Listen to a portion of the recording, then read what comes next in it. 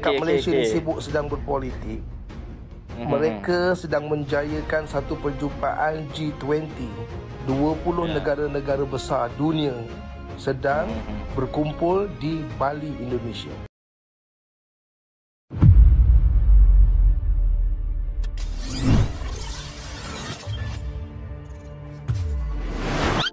Halo guys, Assalamualaikum warahmatullahi wabarakatuh. Salam sejahtera. Sugarawa ke channel HM Studio. Piye khabar reng? Apapun guys, saya mendoakan anda sihat-sihat aja guys, dimurahkan rezekinya dan dipermudahkan segala urusan anda semua guys. Terima kasih kepada anda yang sudah nonton di channel ini.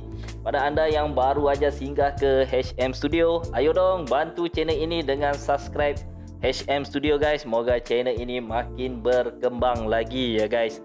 Baik guys, di video kali ini saya nak lanjutkan lagi reaction kita guys. Di mana kali ini saya nak react video daripada channel Kiki Koto guys.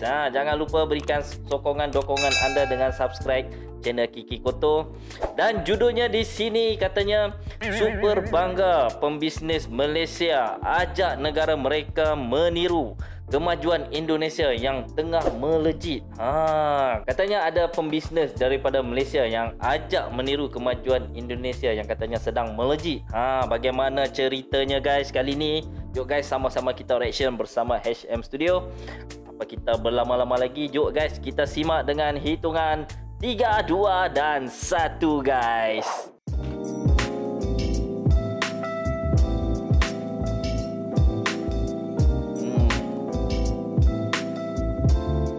Pebisnis Malaysia ajak Malaysia bisa meniru kesuksesan Indonesia yang terus menggeliat. Ya.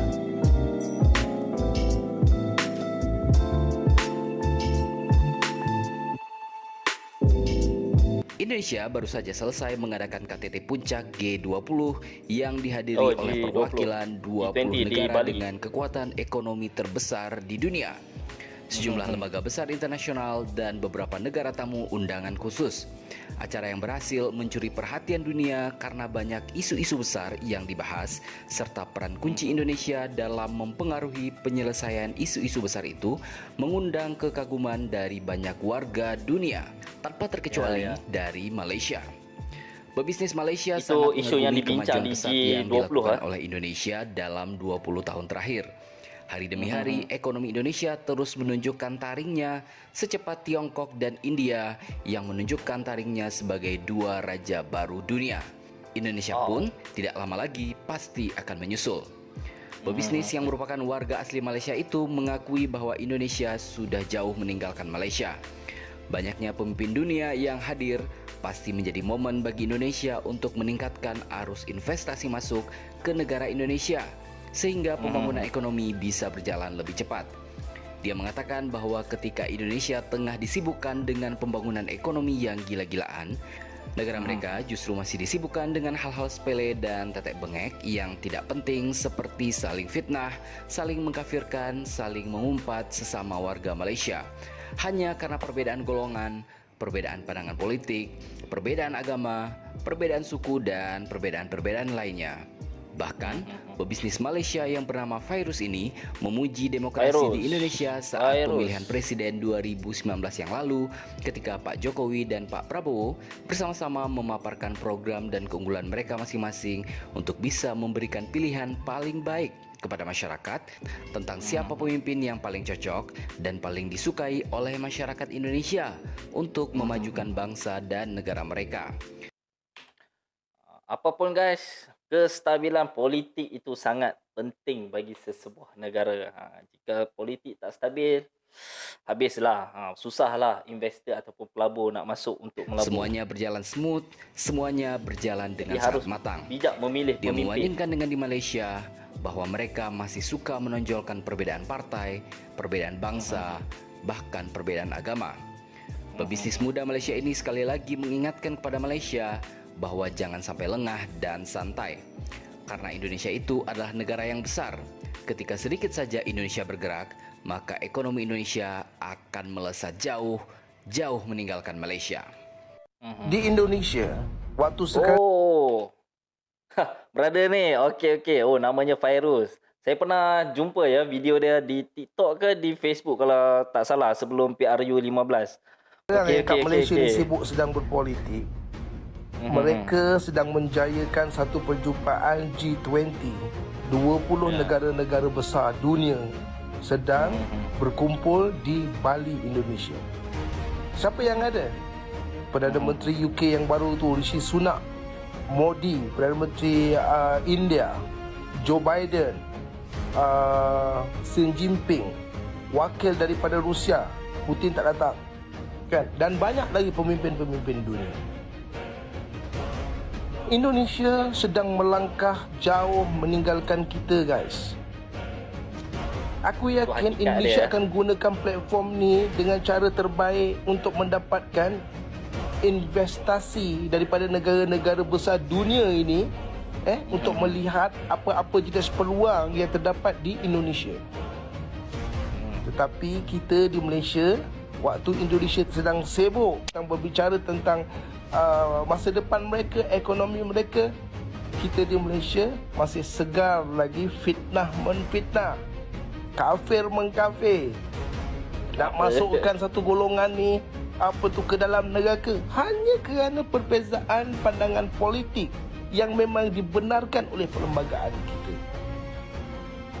Di zaman Rasulullah, guys, dulu Rasulullah ni pandai kepala macam manalah Arab Quraisy yang kafir ini, yang hidupnya dalam keadaan jahiliyah, untuk menerima agama Islam. Hari ini di Malaysia majoriti orangnya orang Islam, orang Melayu Islam. Tapi kita pula sibuk nak mengkafirkan sahabat-sahabat se-Islam kita ni. Ketika pilihan raya presiden di Indonesia, ketika keadaan panas seminggu, 2 minggu sebelum berlangsungnya pemilu di Indonesia, Presiden Jokowi dan lawannya Prabowo berada di pentas untuk menyampaikan idea-idea yang mereka cuba bawa kepada rakyat Indonesia, untuk menjadikan rakyat mereka matang dalam memilih idea mana yang lebih berkesan kepada negara mereka. Tapi di pentas-pentas politik Malaysia, lihatlah apa yang terjadi. Kita terus dimomokkan macam-macam yang terjadi, guys, dengan perbezaan parti, perbezaan bangsa, perbezaan agama, kebencian meluap-luap. Di Indonesia ekonomi dia besar, roda ekonomi dia berat. Tetapi apabila roda ekonomi ini bergerak sedikit saja, mereka akan jauh meninggalkan kita. Fikirkan, guys, fikirkan. Lalu, bagaimana menurut pendapat Anda? Bagaimana menurut pendapat anda? Katanya menarik, guys. Okey, guys, itu dia video yang kita lihat sebentar tadi, guys. Pembisnes daripada Malaysia, Virus namanya kalau tak salah tadi. Beliau telah membuat satu video bagi menasihati netizen Malaysia ketika tu. Video ni memang saya pernah jumpa di Facebook atau di TikTok lebih kurang macam tu sebelum PRU 15 Malaysia. Memang video ni viral lah. Kata brother Virus ni tadi, Indonesia sudah pun melangkah jauh ke depan. Banyak kemajuan-kemajuan dan kejayaan-kejayaan yang dikecapi Indonesia dalam mencari platform yang terbaik bagi membina ekonomi. Katanya lagi Malaysia harus mengikut jejak langkah Indonesia. Mana maju terus ke depan, guys. Jangan ditoleh-toleh lagi ke belakang. Di mana saat ini kita telah pun melihat lagi satu kejayaan Indonesia, di mana baru-baru ni Indonesia telah menjayakan satu perhimpunan, satu perjumpaan G20 di Bali yang turut dihadiri pemimpin-pemimpin besar dunia. Bagi saya ini langkah yang positif ya bagi Indonesia, kerana saya dapat lihat Indonesia sedang membuka ruang bagi investor luar ataupun pelabur-pelabur luar melihat potensi yang ada di Indonesia. Ini satu ruang yang baik untuk pergerakan ekonomi Indonesia di masa depan. Dan kata brother Virus ni tadi, jangan sibuk asyik nak berpolitik sehingga kan keadaan rakyat dan ekonomi tidak menentu. Itu akan mengecewakan lah. Tambah pula kalau sering menimbulkan persepsi-persepsi yang negatif. Bukan apa, guys, kita takut akan menjadi punca yang boleh merosakkan perpaduan yang ada. Kalau kita lihat Indonesia hari ini, yang kita tahu Indonesia ni besar, tapi dengan kestabilan politik dan juga gabungan kepimpinan yang ada serta kebijaksanaan Bapa Presiden Jokowi memacu Indonesia terus maju ke depan, dan kita lihat banyak kejayaan dan kemajuan yang dikecapi Indonesia hari ini. Dan saya rasa inilah langkah yang harus dituruti oleh pemimpin-pemimpin di Malaysia. Seharusnya kita mencari platform yang terbaik bagi membina kembali ekonomi. Kita menarik pelabur-pelabur untuk datang masuk melabur dan menyelesaikan masalah-masalah yang ditanggung oleh rakyat. Apapun guys, poin yang pentingnya di sini adalah kestabilan politik itu perlu ada bagi sesebuah negara. Tak kiralah di mana pun, di Malaysia ke, di Indonesia ke, di Singapura ke, Brunei ke, perlu ada kestabilan politik. Barulah pelabur-pelabur daripada luar berani untuk datang melabur. Jadi guys, apa yang dikatakan oleh Brother Virus itu memang ada positifnya, memang kita perlu setujulah dan akui. Mungkin ada pro dan kontranya, mungkin ada yang setuju dan juga ada yang tidak setuju guys. Masing-masing mempunyai pendapat dan pandangan yang tersendiri. Jadi fikir-fikirkanlah. Apa yang penting di sini adalah kita harus memikirkan bagaimana untuk mengecapi kemajuan dan keharmonian yang berterusan. Itu yang penting guys. So guys, saya tak pandai sangat guys nak ulas tentang isu-isu politik ni. Apa yang saya tahu, ada nasihat yang baik kita terima. Jika kita rasa nasihat itu tidak baik, kita boleh tolak tepi aja guys. Tetapi apa yang dikatakan oleh Brother Virus ni, itu adalah hakikat yang perlu kita terima untuk kita pulihkan kembali ekonomi negara kita dan memperbaiki dasar-dasar yang kita ada guys, bagi memberi jaminan kepada pelabur-pelabur luar untuk datang melabur ke dalam negara kita. Baik guys, saya rasa itu saja guys daripada saya guys. Saya pun tak pandai nak ulas tentang isu-isu politik ni. Apa yang baik kita terima, yang tak baik tu kita tolak tepi aja guys, kerana kita harus menghormati luahan dan juga pandangan seseorang. Okey guys, saya rasa itu saja daripada saya kali ini. Jika ada salah dan silap sepanjang saya reaksikan video ni, saya mohon maaf. Jika anda suka dengan reaction ni, jangan lupa guys untuk anda subscribe, like, komen dan share. Dan jika anda punya idea ataupun pandangan anda, nanti anda boleh turunkan di ruangan komentar di bawah guys.